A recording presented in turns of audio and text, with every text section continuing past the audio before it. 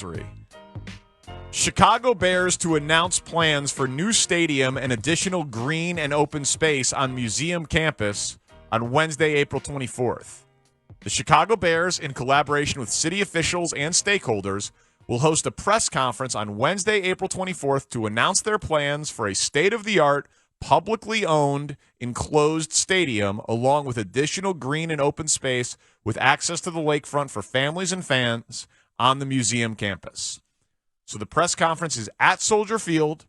It's at noon. It is this Wednesday. So that is not an announcement of a deal being done. But that says in collaboration with city officials. So I wonder if Brandon Johnson's going to be there. This is a pretty public step because we knew they were going to announce renderings this month. They had said that. But if they are doing a press conference at Soldier Field with the mayor, it would look terrible for the mayor to have that dog and pony show happen and them to still go to Arlington Heights. That would be a terrible look. Can you find out, Shane, or ask someone if the mayor's going to be there?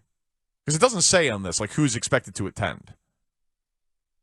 And they might not give it up. But there's also some change right now in the media relations department going on with the Bears. So I got to figure out who to ask about this. We just got this in the last couple of minutes. But I got to say, this would be a very public bluff. My stance the entire time has always been they bought 320 acres of land. They spent $197 million. It's better to own than to rent. You don't have to deal with the problems of the city. They telegraphed their intentions by buying that land. That's what they want to do. This, and then one by one, Kevin Warren has been convincing journalists that he's serious about downtown, and that is good poker. That's what he's supposed to be doing in order to get leverage to help out with the property tax situation in Arlington Heights. But I think it's very interesting that this is not the Bears just releasing renderings.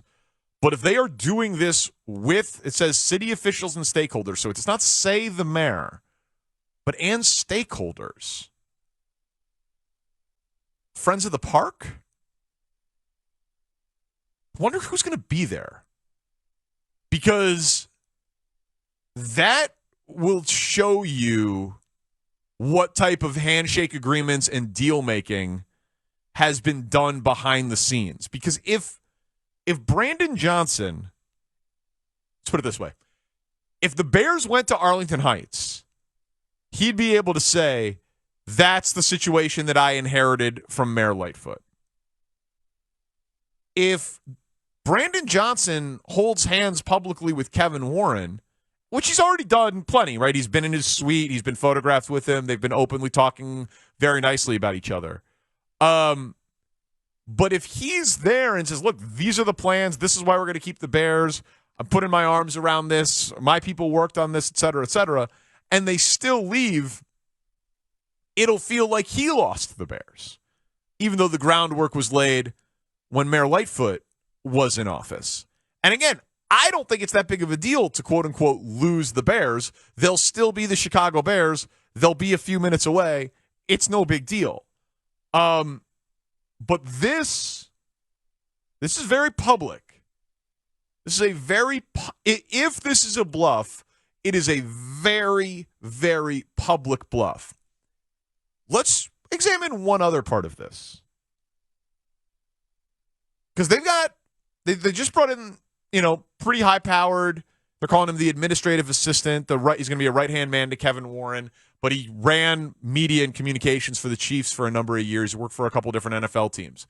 These guys are not dumb that they have here that are doing the messaging with the Bears. So they know that the next day, that this is a 24-hour news cycle event. Because the next day, Caleb Williams blows them off the front page. So I don't think this upstages them in any way. just trying to think about it from the PR standpoint here. Like, would it bother you guys at all if you're Caleb Williams that they're hosting a press conference the day before you're drafted to them? And that you're like the co-headliner of the week with the Bears?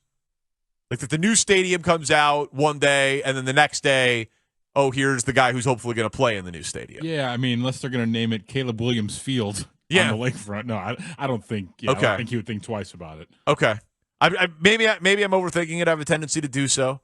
Just that it's interesting. Like I don't think anything can upstage Caleb Williams. And it's kind of cruel to the media, though, isn't it? They're going to be there probably late on Thursday night.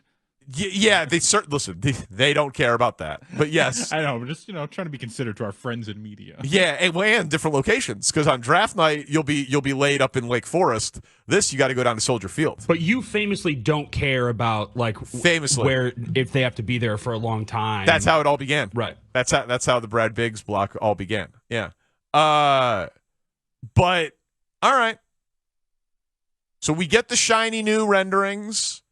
We get to see we get to basically play the attendance game. Whose name is on the renderings? Who smiles for the photos? This guy Kevin Warren. My God. There was another one over the weekend with Courtney Cronin for his 1 year on the job. The Sun-Times got one, the Trib got one, ESPN got one.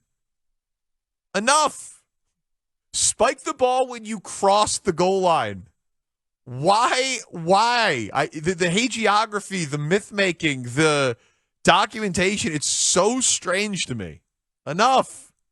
But he'll be there, I'm sure, touting a new domed, state-of-the-art, publicly owned stadium along with additional green space and open space and new access points to the lakefront for families and fans. And floating. That's why Taney's here. He reads the